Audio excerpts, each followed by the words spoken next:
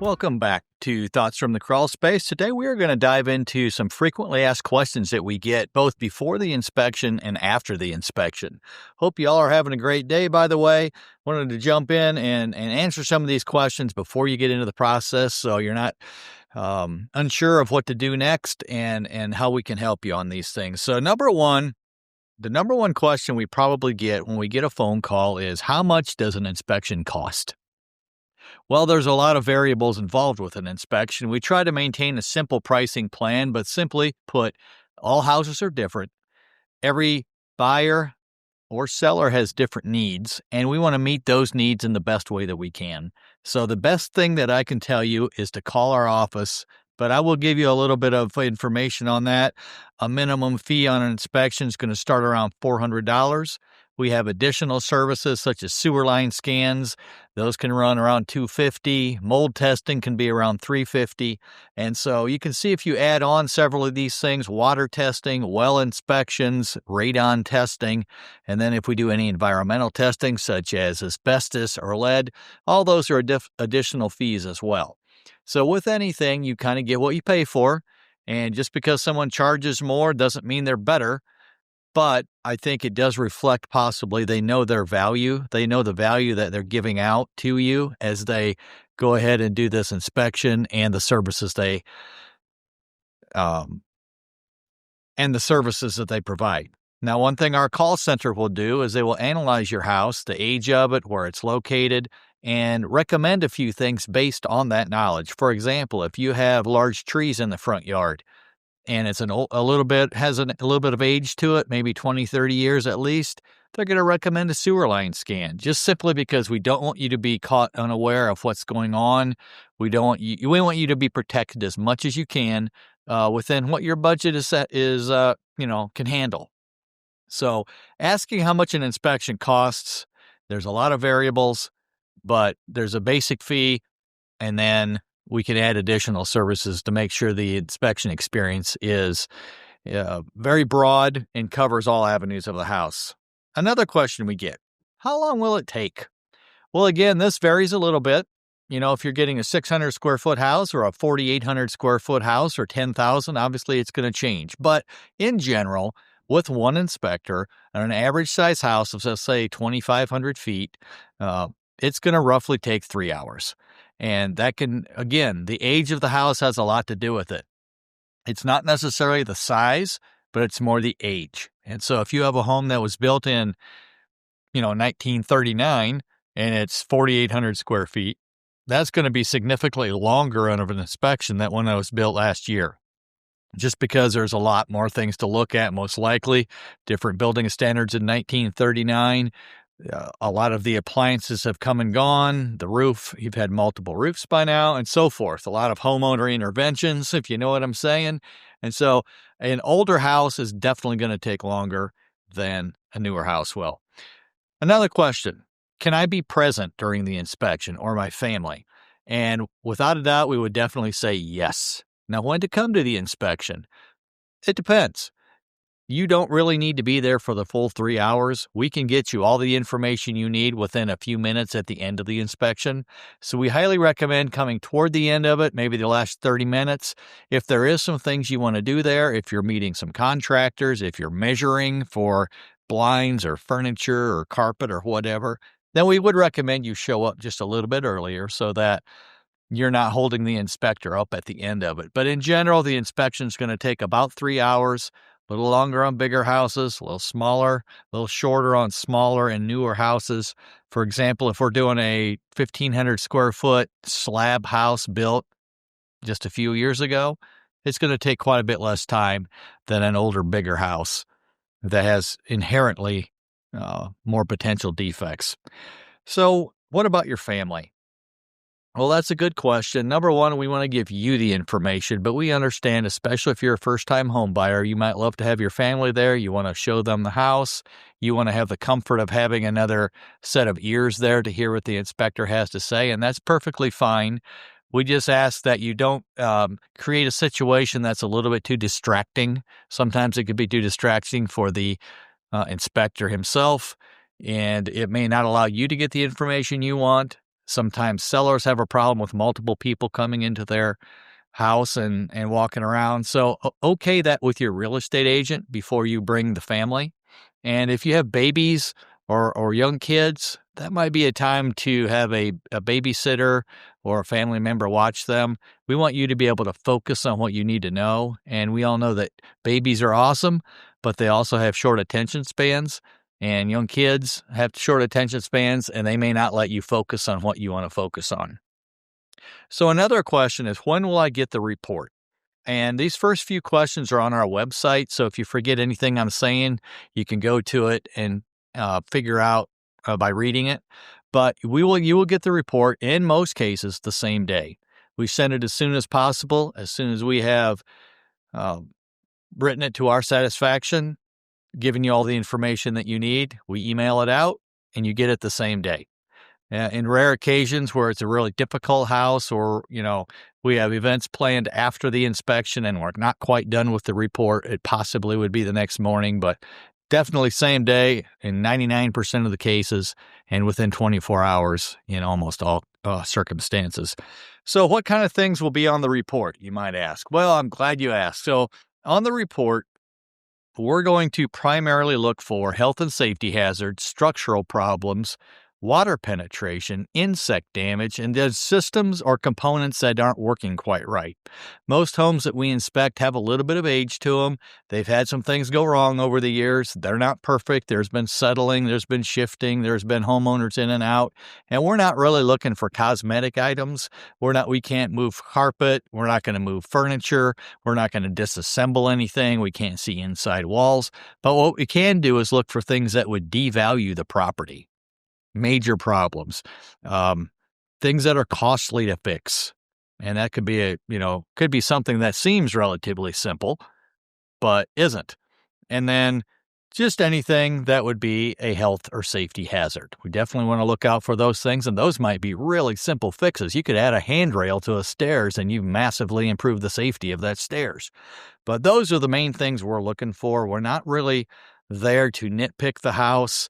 If you're buying a new house and you want to do a blue tape inspection where you go around and highlight cosmetic things for the builder to fix, that's different. We don't do anything with that. If your trim is scuffed, if your trim's missing, we don't care. If your walls are bright pink, we don't care. If you have chipped paint here and there, we really don't care unless it's moisture that has caused that. So just know that going in, what we're there for and what we're not there for. So a couple other questions you get that we get frequently. Concrete is a part of every house. Or I can't think of one I've seen that isn't, whether it's the walls, the sidewalk, the driveway, whatever. So frequently we will see cracks in the concrete that the buyer is concerned about. So how do you know if a crack is worth getting upset about, or upset's not the right word, but providing further evaluation on or repairs, and one that isn't? Well, generally there's kind of a rule that we follow, and it can vary a little bit, but let's say it's a basement wall and we see a crack, whether it's vertical or whether it's horizontal or whether it's diagonal. Those all have an effect on it. Diagonal on a poured concrete wall, horizontal on a poured concrete wall is not a really good sign. But let's just say it's your normal vertical crack. If that crack is on the same plane, in other words, side by side, and one side is not shifted more than another, then that's one aspect of it. The other aspect is it more than a 1/4 inch wide. And if it is, well, we've got some issues there. Just remember, concrete doesn't just crack on one side of the wall. So if you see a crack, it's cracked all the way through. And some cracking is normal. You get curing, it cures, it dries out, it cracks a little bit. But if they're offset, that means something's moving. If it's wider than what I just mentioned, a 1/4 inch, well, then we got signs of a bigger problem, and that's going to need repair. If they're hairline cracks, they can still allow water entry, but in general, they're typically not really structurally significant. But something that, even if it has water coming in, you don't want that. So you're still going to want to get it repaired. So there's a lot of variables that go into it. Whereas if we see something like that on the floor of the basement, Typically, depending how the floor is poured, it's not a structural part of the house. Definitely needs to be there, but it was poured separately after the footers and after the walls were poured, and so cracks in the concrete on the floor are not as significant. Now, cracks in the floor can allow water if you have a high water table and you have excessive hydrostatic pressure. They can also allow radon gas to come in. So there are some things you can do with them to seal them up, and that's a good plan. But as far as structure, not a humongous deal if you see cracks in the concrete floor, because that's just what happens. It settles, and the soil is not all virgin soil underneath there, especially around the edges, so concrete's going to naturally settle a little bit after it's been poured. How long does my roof have left? This is a question we get a lot. One of the first questions they ask, quite frankly, and I don't blame them. It's a high dollar item. It's something that you know is going to be a big expense when you have to go repair it. So your first question, you want to know how long you got before you have to fork out the money for it, right? And so that's a difficult question to answer sometimes. We can kind of give you a ballpark idea of how much life your roof has left. Your typical architectural shingles, some call them dimensional shingles. If it's one layer and it's a normal pitch, such as, maybe 8 and 12, which is kind of average, those tend to go about 20 years, maybe 25, depending on the orientation to the sun, how many trees are around it, how much shade it gets. Overhanging trees can shorten the life. However, shade can help extend the life if it gets the right kind of shade. So we're going to give you a good idea of the condition of your roof. We can't tell you exactly how long it's going to last. We don't know that. How long do you want to fight your roof? Is it as soon as you get a leak? Is it when you have consistent wear patterns throughout it? Or is it till they fall off the roof and you got to, replace them? Or when they blow off, when they get brittle, they get a little air, they curl a little bit, the wind catches them and it can tear them off. So it's difficult to project. If I was a prophet, I'd probably be doing something else besides home inspections. But we can give you probably a ballpark within 5 years of how long your roof's going to last. And that way you can prepare for it and plan down the road to do any repairs. There's also some questions we get as home inspectors that just frankly, we understand 100% why you're asking them, but there's also really no way we can answer these questions probably to your satisfaction. And so here they go. Number 1, should I buy this house? So you go into the inspection, what you think of the house doesn't matter at that point. After the inspection, sometimes buyers get a little bit apprehensive. Maybe there's some things that came up they didn't expect. Maybe now they're not unsure of what they should do. And so they look at you and they say, would you buy this house? And so that's kind of a trick gotcha question, right? They want to know, would I buy the house for their own comfort? Not actually would I, but do I think enough of the house to go ahead with the purchase? And I frequently tell folks, you know what? I would buy any house for the right price. And the right price is going to be determined by the market and by you and your real estate agent. And so take all these factors into consideration, any defects you see, and you determine if that's the right price that you want to pay for that house. And that's ultimately what the market is, what somebody is willing to pay for it. And so it really doesn't matter what I would do. I love real estate. I love buying and being in houses, and we literally would buy any house for the right price. Now, the right price might be the land value and bulldoze the house. That's a legit answer. We're not going to tell you that. That's for you to decide. But we will give our opinion on what condition the home is in. We're just not going to give you that answer on what you should do. Another question we get frequently as we're walking through the house is, should the seller fix this? Let's say we find electrical problems or plumbing leaks or, roof shingles that are torn. And they want to know, well, how's this going to get resolved? In this market, frequently it's the buyer is buying the home as is. When you have multiple offers and you have a situation where you're getting an inspection to get the information you want, but you don't really have the avenue to go back to the seller and change anything about it, you're going to have to make that decision. So frequently we get that question, should I have the seller fix this? Well, that's way out of our department. That's going to be a discussion between you and your real estate agent to determine what the next course of action should be. Obviously, if there are significant health or safety hazards in the house, that's something the seller's going to want to fix for their own benefit. Let's say the water heater flue is missing or fell off the water heater. Well, we're pumping carbon monoxide in the house now. They need to know that immediately. They need to fix it immediately. But more benign things that maybe are long-term fixes or not immediate health and safety problems, it might be something that's a negotiation item. And so we're not there to tell you what to do. We don't know what you paid for the house. We don't care what you paid for the house. We don't know what discussions you've had with the buyer and the seller, or between the buyer and the seller and the real estate agents. So that's completely out of our lane, and we're going to stay out of it. Another question: is this a major problem? Major has connotations that it's unrecoverable, right? Major problem. We can't deal with this. What would define a major problem? Well, I think this goes again to, what is your skill set? We have found main beams in the basement that were completely deteriorated and or cut, that would be considered a major problem for most buyers. But yet the buyer of this particular house, that might be his background. He's got expertise in fixing foundations. So for him, that's not a major problem. But maybe he has zero skill set in the electrical field, and they need a new electrical panel, or they have signs that they have problems with electrical all over the house. That could be a major problem for them. So again, major, a lot of times is left up to the definition of the person buying the house. If you are one that comes from a background that you've not developed skills in maintenance or fixing up a house or fixing anything, potentially any of those could be major, right? So, because you're going to have to hire somebody, you're going to have to pay their fee, and you're kind of at their mercy.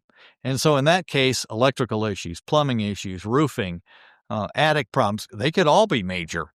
It's just up to your skill set, your budget, basically, and so forth. And so keep that in mind. When you ask an inspector, is this major? It really depends on you. That's a little rabbit trail here, but it's a little like mold testing. What's the acceptable level for mold in the house? Or what's the standard we go by in which if something needs remediated or not? And really, there is not a national standard, because it's a function of your immune system and how you handle mold.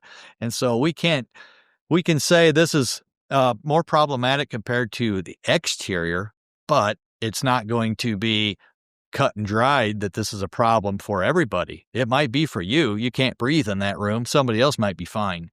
So same with fixing, quote, major problems.